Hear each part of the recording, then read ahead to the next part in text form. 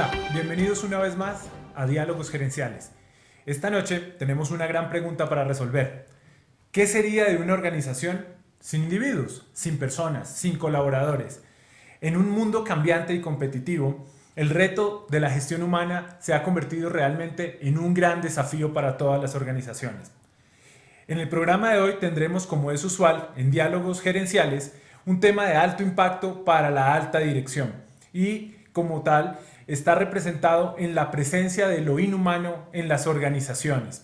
Abordaremos este concepto desde una perspectiva amplia y suficiente en un mundo global que permita de alguna manera entregarnos a nosotros una idea general de lo que es lo inhumano y lo humano en las organizaciones. Arturo, buenas noches. Buenas noches, Julián, ¿qué tal?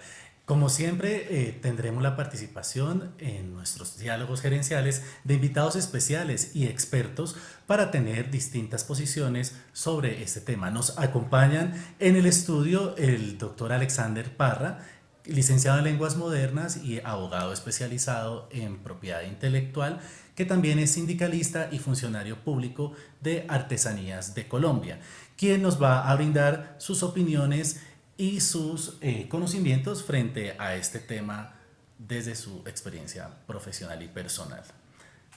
Maravilloso, Arturo. Entonces, la pregunta que les puedo hacer es, ¿por qué en el siglo XXI seguimos entendiendo y recordando el trabajo como un deber del comportamiento de un individuo, pero que atenta con la dignidad o contra la dignidad de las personas en su desarrollo personal? Es decir, estamos viendo el trabajo solamente como un ejercicio netamente económico y no como un ejercicio del desarrollo del individuo en una sociedad en términos de su productividad.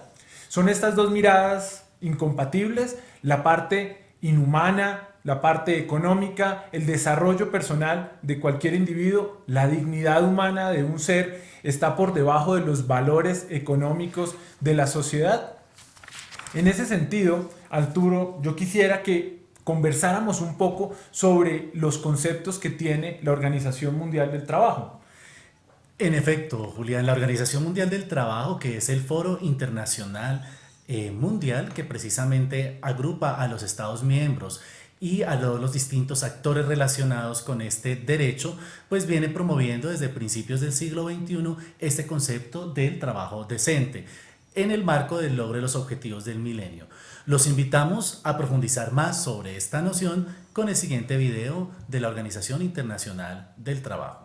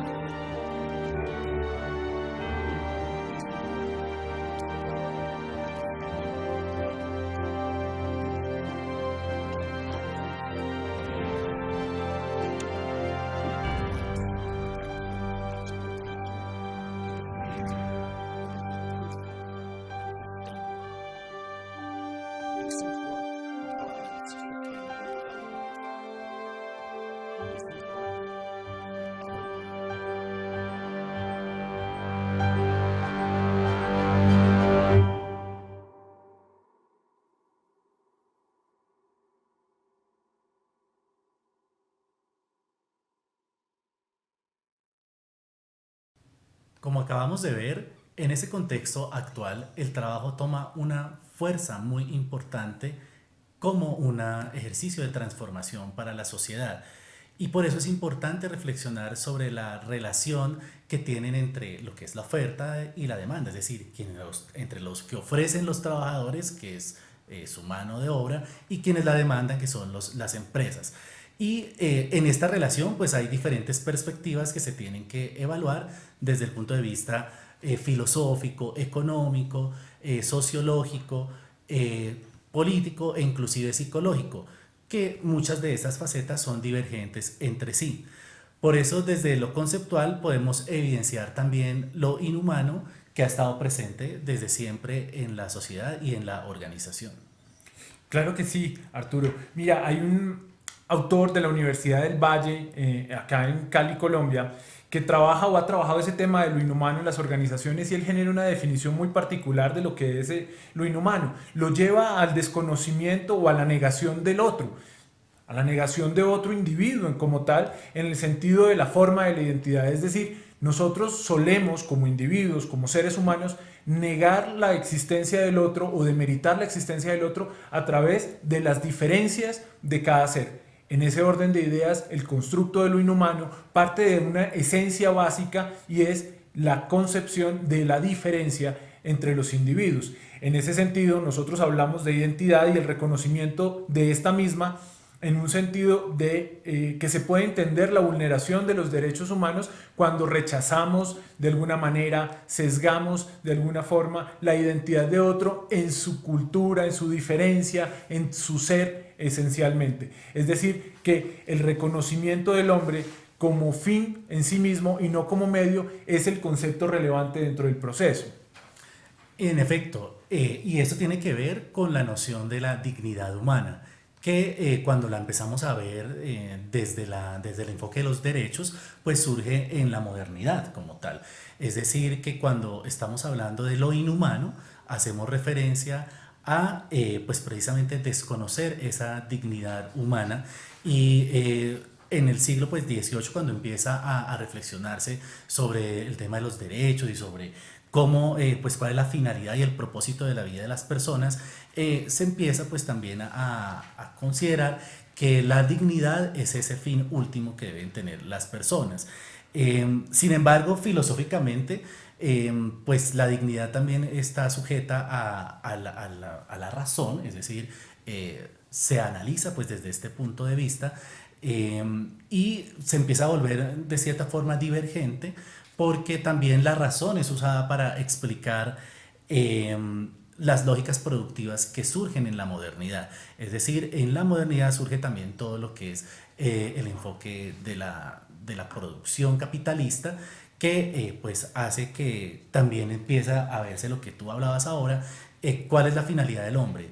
¿Es desarrollo de su fin como tal, como persona, o simplemente es un medio para la producción? Entonces, esta noción filosófica desde la historia pues es la que nos también hace reflexionar de cuál es el valor del trabajo, y pues desde la administración cómo debe gerenciarse los recursos humanos, porque pues hay como tal un divorcio ideológico entre estos dos aspectos, entre cómo reconocer al hombre como un ser moral y económico simultáneamente. Claro que sí. En ese orden de ideas, yo quisiera invitarlos a ustedes a que escuchemos al profesor Diego Carrizosa. Él trabaja en toda la parte de audio-video y en todo el contenido de generación de cine y televisión. Él nos trae unos comentarios bien particulares sobre cómo todo ese concepto de inhumanidad ha sido llevado al mundo en general a través del cine y la televisión, mostrándonos algo de historia en el proceso de cómo los superhéroes surgen en el mundo para ayudar o para demeritar al otro en sus diferencias, y nos comenta un poco sobre este proceso. Miremos la nota. Buenas tardes, mi nombre es Diego Carrizosa, soy profesor de medios audiovisuales. Estudié producción de cine y televisión, tengo un Bachelor of Arts en Columbia College, y estudié una maestría en Estética, Historia y Arte en la Tadeo. Mi tema es lo inhumano y su relación con la sociedad. Si miramos desde el punto de vista de la Primera Guerra Mundial, cuando vencieron a Alemania y el acuerdo de Versalles obligó a Alemania a dar unos dineros específicos y a no tener un ejército Eso, en el sentido del arte de la guerra de Sun Tzu, significa que a Alemania en ese momento no se le dio una salida digna. Esa no salida digna emergería más tarde en el nacionalsocialismo. El nacionalsocialismo buscaría apagar o disminuir o aniquilar al pueblo judío. El pueblo judío considerado más débil por parte del canciller Adolfo Hitler. El pueblo judío, pensando en que era muchísimo en esos campos de concentración, pudo haber aniquilado a los 3 o 4, 6 o 8 nazis que cuidaban ahí con una pérdida relativa de los judíos. No lo hicieron. Si uno mira el ingreso a los Estados Unidos a la Segunda Guerra Mundial, en ese momento era el 14º ejército del mundo y le tocó fortalecerse de una manera inminente para liberar a Europa de ese problema. El pueblo débil es subyugado por los más fuertes, es lo que yo llamo la teoría de Hobbes. El hombre es más fuerte, el hombre más fuerte disminuye o aniquila al más débil. El hombre es un lobo para el hombre. El hombre, yo digo en mi propia posición personal, estamos mal diseñados. Tristemente esa es la situación.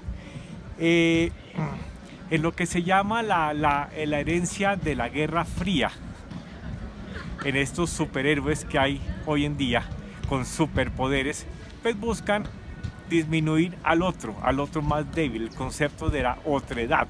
Esos superhéroes se traducen hoy en día en estas películas que vemos de Marvel y todas estas series de acción, en las cuales estos seres superdotados pues acaban a los más débiles.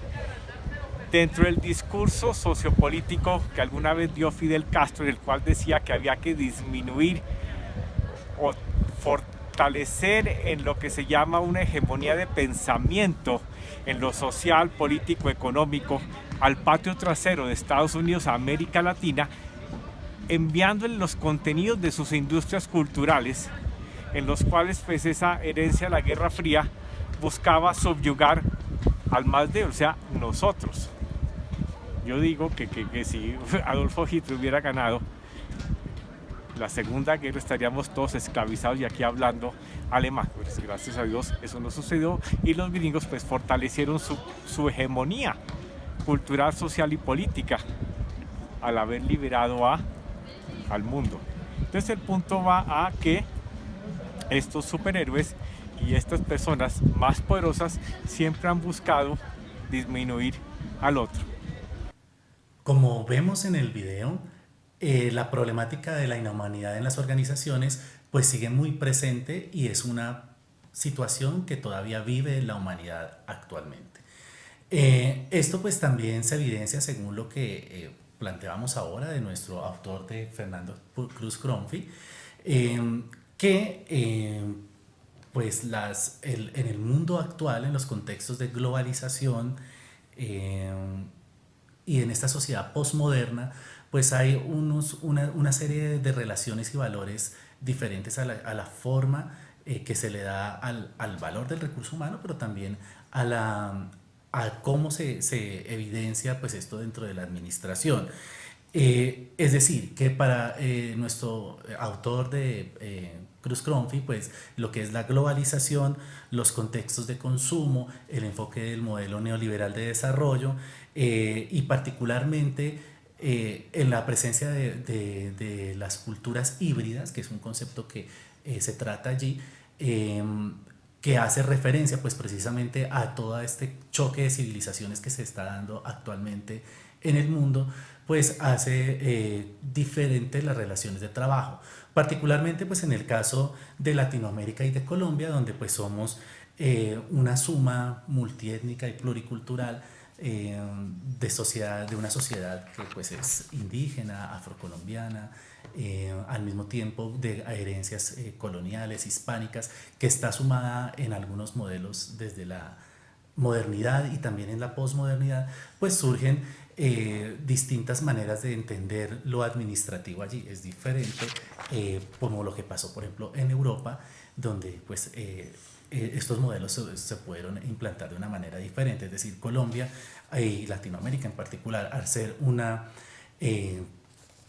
una sociedad, una cultura híbrida, pues tiene una aplicación diferente de las mismas nociones del trabajo y particularmente de la noción de la humanidad. Pero esto, pues, Julián, no solamente desde esta mirada histórica se puede entender, sino también desde lo psicológico, que es lo que también es una de las miradas para ver la relación humana en las organizaciones. Claro que sí, Arturo. Digamos que el ejercicio que nos presenta el profesor Carrizosa, los conceptos atraídos por el profesor Cruz, nos muestran a nosotros que todo el tema de lo inhumano pues hace parte de la sociedad, hace parte de la cultura, pero también hace parte de la moral del individuo, ¿sí? De los conceptos de la moralidad de cada una de las personas. En este orden de ideas nosotros podemos mencionar aspectos como autoestima, autoconcepto, autoafirmación, autorrealización, y todos ellos nos llevan a nosotros a entender un poco más el concepto de lo humano y de lo inhumano. Pero para mejorar este criterio, para tener un punto de vista especializado, invitamos a la psicóloga clínica Carolina para que nos genere un aporte desde su perspectiva profesional en el campo de la psicología. Hola, mi nombre es Carolina Jurado, soy psicóloga clínica. Frente a la pregunta que considero humano e inhumano en el trato de las organizaciones, bueno, creo que humano es pensar que el empleado antes de cualquier cosa es una persona y como persona puede estar vulnerable a situaciones familiares, personales, sociales, políticas, que hace que su comportamiento varíe en ciertos contextos. Entonces lo humano es comprenderlo y entenderlo en esa diversidad humana. Y lo inhumano creo que transgredir los límites de la persona, no sé, exigir por encima de sus capacidades de respuesta, transgredir los límites familiares, entonces pedirle a una persona que se quede hasta la 1, 2, 3 de la mañana trabajando cuando en su casa está, no sé, un esposo, unos papás, unos hermanos, unos hijos, eso creería yo que puede ser lo inhumano en las organizaciones. Muy bien, agradecemos mucho a la doctora Carolina Jurado por sus aportes desde la psicología clínica. Pero para profundizar un poco más respecto a este tema, quisiera hacer una anotación respecto a lo que mencionaba en sus tesis el doctor Sigmund Freud. En su época, él hacía referencia a lo inhumano como la negación al otro que es diferente, es decir, demeritar al otro simplemente por la diferencia que tiene conmigo. En ese concepto y en ese criterio radica todo el proceso de lo inhumano. Es decir, que llegamos a algo básico, el simple desconocimiento de la identidad de otro ser porque es diferente de nosotros. Arturo. Y en ese sentido, pues ahí se empieza ya a dar una vulneración de lo que es la dignidad humana. Y precisamente en las organizaciones siempre se evidencia esas dos facetas. O sea, quién soy yo como trabajador y quién es mi jefe, o sea, el uno y el otro. Se arman como dos grupos de relación entre los que somos nosotros los trabajadores y ellos los directivos o pues viceversa. Y además porque es un dilema bastante particular, no puede existir, o sea, no existo yo sin el otro en una organización, o sea, ¿cuál es la relación entre un jefe y un subordinado? Si no hay jefes, no hay subordinados y obviamente tampoco un gerente sería nada sin tener sus colaboradores. Correcto. Entonces, efectivamente, es importante también analizar que cuando el trabajo se empieza a ver como un medio para realizar deseos, ilusiones y pasiones, es decir, para lograr mi proyecto de vida, se genera una necesidad psíquica y cultural entre lo que son nosotros y ellos, o sea, esas dos partes. Porque obviamente pues los jefes necesitan de las personas para poder generar resultados y obviamente los trabajadores necesitan de su trabajo, valga la redundancia, para poder tener un proyecto de vida. Entonces esas relaciones psicológicas allí se empiezan a mezclar y obviamente se empiezan a generar una serie de tensiones desde lo organizacional que empiezan pues también a configurar unos espacios complejos, una relación compleja al ver el trabajo como un medio de ascenso social y económico en la sociedad actual. Sí, es correcto.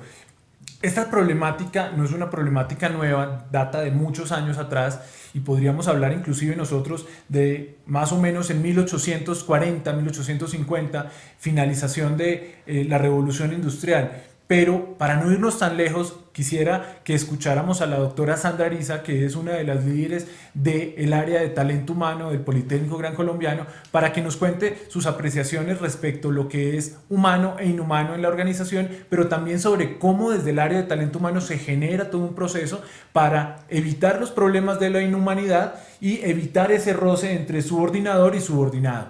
Adelante, doctora Sandra. Buenas tardes, mi nombre es Sandra Milena Ariza, hago parte del equipo de gestión humana del Politécnico Gran Colombiano y quiero compartirles algunas apreciaciones en relación al tema de lo inhumano. En primer lugar, ¿qué se considera un trato humano y qué es un trato inhumano con los funcionarios o colaboradores? Bueno, en mi concepto, el trato humano parte de considerar a cada persona única. En la medida en que cada persona es única y te relacionas de manera diferente con esta persona, cada uno de los momentos o de los espacios o de las palabras que tienes con esta persona es diferente a la otra. Y entender que cada uno es diferente del otro hace que yo que pueda ver o visualizar o relacionarme o sentirme diferente con el que estoy hablando, con el que estoy compartiendo esos espacios. ¿Qué sería un trato inhumano? Yo considero que lo inhumano puede ser transgredir el espacio de manera no asertiva. La persona se puede sentir vulnerada, opacada, humillada, cada uno como de estas características que no deben ser en la relación con las personas.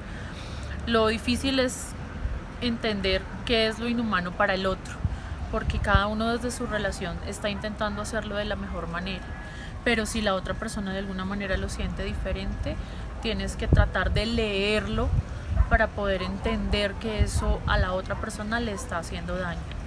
Entonces hay que ser, creo que bastante asertivo en cada una de las relaciones que estableces desde una relación de trabajo, para entender que a la otra persona tal vez le puede parecer inhumano y tú no lo estás viendo de esa manera.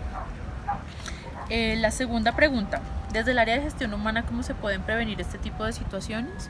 Bueno, nosotros en el área de gestión humana tenemos una gran responsabilidad y creo que son dos grandes responsabilidades. Uno, entender que trabajamos con personas y que cada uno de nosotros, como lo dije antes, es diferente. Y la segunda es que debemos dar cumplimiento a toda la normatividad legal. Entonces, cuando hacemos lo segundo de una manera correcta, debemos entender que el primer aspecto, que es la persona, está primero. Entonces, cada uno de los procesos de gestión humana tienen que ver con personas y con normatividad. Y creo que la clave es de las dos cosas, entender y trabajar los dos aspectos de manera que podamos responder a las necesidades de la ley, pero podamos entender que las personas son la prioridad y las personas son el eje fundamental de cada proceso en el área de gestión humana. El tercero, ¿qué estrategias o acciones implementar para evitar este tipo de estigmas o rechazos dentro de una organización? Bueno, yo preferiría no pensar en estas estrategias porque no deberían tener estigmas o rechazos en las organizaciones. Si por alguna razón se dieran, creo que lo más importante es poder identificar que lo estoy haciendo. Es decir, hacer consciente que estoy estigmatizando o rechazando a alguien por ser diferente en cualquiera de sus condiciones. Cuando yo lo hago consciente, debo entender que no lo estoy haciendo bien y reconocerlo. Si lo hice de alguna otra forma, pues tratar de enmendarlo, pero de ahí para adelante dar el paso, porque esto no debe pasar. Yo no puedo desde una organización estigmatizar o rechazar un colaborador, una persona, por alguna diferencia, cualquiera que sea. Entonces prefiero no pensar en esas estrategias. Si por alguna razón pasa, hacerlo consciente, tratar de solucionarlo, pero que de ahí en adelante eso no siga pasando. Y la cuarta, ¿cómo esta situación puede afectar el desempeño general de la organización y qué hacer para prevenirlo? Si por alguna razón pasara y se dieran este tipo de rechazos, ¿en qué afecta? Totalmente debe afectar motivación y producción. creo que son factores asociados. Cuando el colaborador está motivado, cuando el colaborador quiere lo que hace, ama su trabajo, lo hace con cariño y lo hace seguramente convencido de que está creciendo tanto él como la organización. Cuando probablemente pueden pasar este tipo de rechazos, seguramente bajan los niveles de motivación, bajan los niveles de producción, el trabajo en equipo ya no funciona, todo empieza a ser como una cadena y eso hace que efectivamente el resultado final, que es que tu colaborador esté feliz y segundo se den los resultados, cualquiera de los dos pueden afectarse. Y seguimos aquí en Diálogos Gerenciales conversando sobre lo humano y lo inhumano en las organizaciones. Y para eso damos paso a la sección que más les gusta a ustedes, que es las preguntas de las redes sociales. En la problemática de nuestra sesión anterior, formulamos a los televidentes pues esta pregunta: ¿qué podría considerarse como trato inhumano dentro de una organización, empresa o en general en el trabajo? Y las respuestas fueron las siguientes. Adelante, Julián. Claro que sí, Arturo. Mira, obtuvimos cientos de respuestas en nuestro ejercicio en las redes sociales, pero quisiera destacar estos 3 comentarios muy sencillos. Tenemos comentarios de todas partes del mundo y el primero nos lo realiza Aquiles Hernández, que es un contratista que vive en la Ciudad de México. Para Aquiles, lo que podría considerarse como un trato inhumano en las organizaciones es usar a los trabajadores como esclavos, con trabajos forzados que no le corresponden, obligarlos a trabajar fuera de su jornada ordinaria y de paso no pagar las horas adicionales. Muy interesante. Ahora miremos a Miltovich Line, que es un estudiante de la Veracruzana, también es de México, y nos dice a nosotros que el racismo, el clasismo, la humillación, la violación, el acoso y las amenazas son lo que él considera más representativo como un trato inhumano dentro de una organización. Bastante agresivos sus comentarios, pero existentes en el contexto organizacional. Y finalmente tenemos a Mauricio Cohen Salama, que es un coach ejecutivo y consultor en desarrollo del talento humano.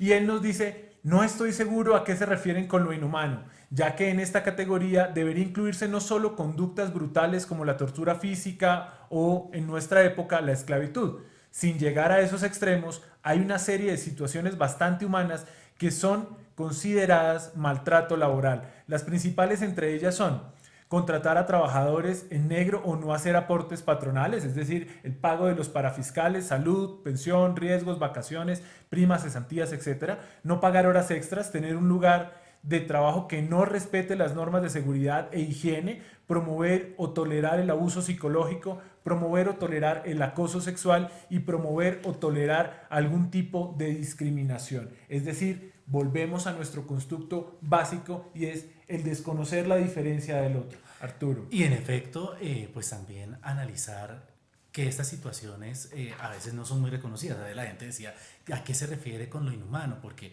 en pleno siglo XXI seguimos hablando, las organizaciones deben ser humanas. Pero para continuar reflexionando sobre lo inhumano en las organizaciones, vamos a hablar también de un tema muy vigente que hablaron nuestros participantes en las redes sociales, que es el acoso laboral. Para tal fin está con nosotros el señor Alexander Parra, abogado y sindicalista, que nos va a contar cuál fue su caso. Y en Diálogos Gerenciales vamos a hablar ahora del acoso laboral en el marco de lo inhumano en las organizaciones. Para eso está con nosotros el señor Alexander Parra. Gracias, Alexander, bienvenido a Diálogos Gerenciales y por compartir su experiencia del día de hoy. Usted fue víctima de acoso laboral en su organización. Por favor, cuéntenos qué sucedió. Sí, Arturo, muchas gracias por la invitación. Sí, en el año 2014 hubo un cambio pues, de jefes y llegó una persona nueva a ser mi jefe inmediato y se presentó una situación porque esta persona tenía unos problemas de autocontrol, una persona ya mayor, que empezó a tener, que no ha tenido experiencia de pronto de ser un gerente con un grupo de personas numerosa y que empezó a tener como una actitud un poco agresiva frente a las personas que pertenecíamos o pertenecemos al sindicato de la empresa. Primero, pues por ser abogado y segundo, su actitud un poco agresiva en el sentido de que tenía ideas, que quería avanzar en su trabajo, pero siempre era como el choque a decir, es que ustedes los abogados nunca me dejan avanzar, ustedes siempre están parándome todo, tipo es una persona economista, y que fue muy complicado pues avanzar en algunos temas porque siempre era un ataque como frontal frente a todos mis compañeros, con algunos comentarios desobligantes, unas actitudes un poco fuertes, que al principio pues se dejaron pasar y pensamos, bueno, listo, eso puede pasar, esto puede suceder, es una persona que está como tal empezando en esto, y pues que llegó un momento que se llegó a una situación de que ya hubo unos encontrones, la persona fue un poco agresiva con su tono de voz, en una situación con un trabajo que me dejó pues la situación no se dio muy clara de las indicaciones que se estaban dando para tal fin y no era claro y simplemente asumía que yo entendía todas sus indicaciones y no fue claro. Entonces la persona empezó a subir el tono de voz, yo bajé el tono de voz, pero empezaba a ver ese acoso laboral, esa actitud un poco agresiva en la cual pues yo tomé la decisión definitivamente de hacer mi correspondiente denuncia. Internamente en nuestra empresa pues tenemos un comité de convivencia, presenté mi documento y solicité un traslado para otra dependencia. No fue fácil, pues la norma como tal prevé esa posibilidad de que el comité se llegue a un acuerdo, no pudimos llegar a un acuerdo y mientras tanto pues yo fui trasladado a otra dependencia donde seguí trabajando y haciendo lo mío, pero pues no era lo mismo de tener el equipo de trabajo al cual yo estaba dirigiendo desde otra dependencia. Y pues había un poco de control en cuanto a lo que se manejaba en cada una de estas partes. Entonces la situación fue un poco pesada durante más de un año, durante la situación con esta persona y que no fue fácil llegar a un acuerdo, pero que lo que se hizo en ese momento fue pues trasladarme, ir a otra dependencia y desde ahí seguir avanzando con mi trabajo. O sea, fue como un desconocimiento un poco de la mismo hecho de su trabajo. Pero particularmente, ¿usted por qué cree que fue desconocida su dignidad humana en ese contexto laboral? O sea, ¿por qué se sintió pues agredido o violentado? Pues mira, es que no fui el único. La situación se presentó con varios de mis compañeros. Fui yo quizás la primera persona que decidió avanzar. Muchos de mis compañeros tenían el temor de poder avanzar y decir, yo puedo como tal denunciar, yo tengo estas herramientas legales para hacerlo.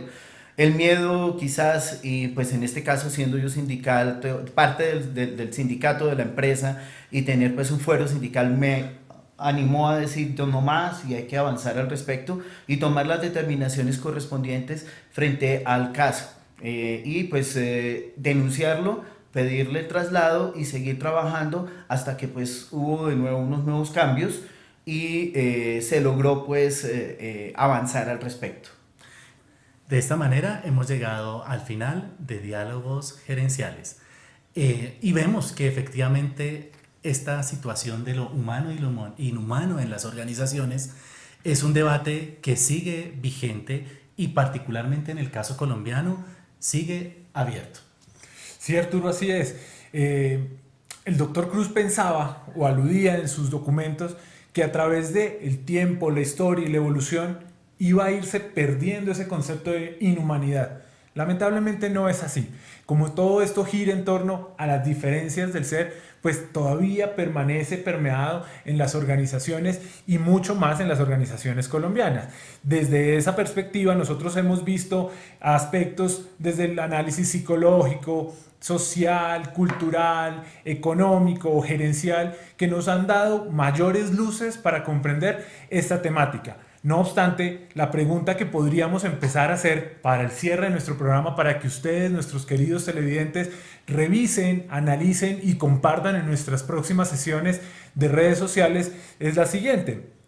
¿Los buenos gerentes de carácter humanista realmente son buenas personas? Es decir, para hablar de un gerente humano, ¿hay que hablar de una buena persona que esté en la gerencia? Un líder, un jefe, un gerente que sea buena persona realmente es un gerente humano en la organización. Ese es un buen punto de partida para entender estos elementos. Elementos que giran en torno a la ética, a los valores, no solamente a la formación técnica y profesional de un individuo, sino también a las habilidades sociales que él desarrolla a través del tiempo y la experiencia en los roles administrativos y los roles gerenciales. En efecto, y aquí también hay que preguntarnos ¿Cuál es el valor del ser humano dentro de las organizaciones? ¿Lo seguimos viendo como un fin, solamente como un recurso, como un talento humano y como un medio para incrementar la productividad de las organizaciones, la productividad y las ganancias? Estas dos visiones pues tienen que seguirse analizando y complementando porque no podemos pues violar la dignidad humana al interior de las organizaciones. Así también hay que reflexionar si el marco legal vigente que tienen los países, sobre todo los países en desarrollo como Colombia, pues es suficiente para garantizar esa relación entre los obreros y los patrones, como hablaba ahora nuestro invitado, y cómo pues desde la administración también podemos adaptarnos a esos contextos, o hay otras lógicas que no estamos realmente analizando. ¿Es posible efectivamente aplicar un humanismo organizacional desde la administración? ¿O es por su misma naturaleza y por el modelo de desarrollo capitalista en el que estamos, no es posible hacerlo? ¿Cuál es el sentido humano de la administración si solamente la administración sirve para organizar el trabajo, pero no está respetando de modo integral la dignidad de las personas? Entonces, esa es la gran pregunta para la administración en general. Correcto. Eso quiere decir que nosotros como administradores, líderes, gerentes, debemos tener una visión clara sobre cómo tratar a nuestros colaboradores. En una organización que busca y propende por las eficiencias operacionales, debemos saber cuáles son los botones de ignición que debemos presionar en nuestros colaboradores para que ellos se sientan motivados a hacer el trabajo porque ellos quieren y no porque hay un ejercicio de coerción para que realicen la actividad. Y en ese sentido, pues los administradores debemos tener claridad y visión para irnos poco a poco y ojalá muy pronto, porque así nos lo está pidiendo también el cambio actual, para podernos acercar rápidamente a estas respuestas. Claro que sí. Esperamos sus comentarios y que nos acompañen en una nueva emisión de Diálogos Gerenciales. Nos vemos próximamente. Muchas gracias por su presencia.